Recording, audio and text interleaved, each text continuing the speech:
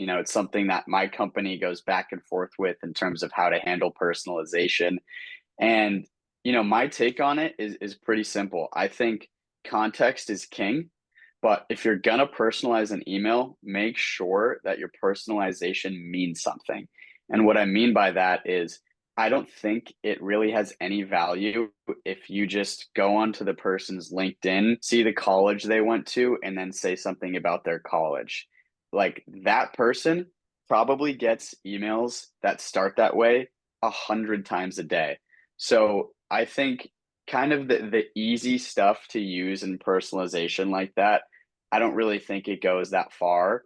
If you're gonna personalize, I think it needs to be relevant context about that person's role in that person's company. And I know from leadership at Seismic and just in terms of where I've found success is when I'm personalizing, based on relevant context to that person's role or company. And I'm making sure that I'm hitting the marks on what's going to actually be important to them. So instead of saying, hey, I saw you went to, Wisconsin. My brother goes there. Like that person doesn't care where your brother went to college. That person cares about how you're going to make their life easier and help their company generate more revenue. So if you're focusing on the important context rather than the table stakes context that every single person who's sending them an email is going to do, then I think you're focusing your efforts in the right spots. So I would just say context is king, especially in the global space. When I'm reaching out to customers and prospects, I'm making sure that I'm telling them all about the conversations we've already had with their company, the conversations we're having with our customers in similar positions to them.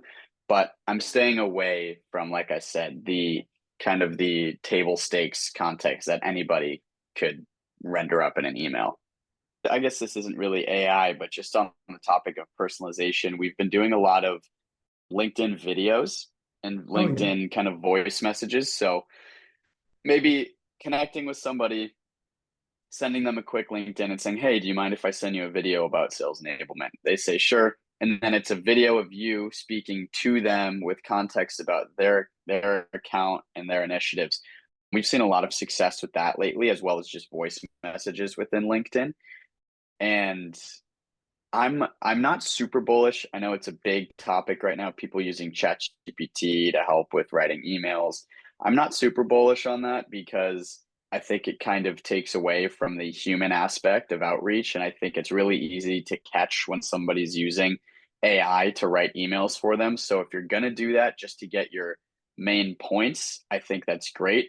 But make sure you're going in there and putting a human touch on it and adding some more because at least for me, I think it's really easy to call out when an email is written by AI or a human. And I always want to make sure that, I'm being personal and relatable to the person I'm reaching out to. So that's my piece of advice I would give to anybody using ChatGPT.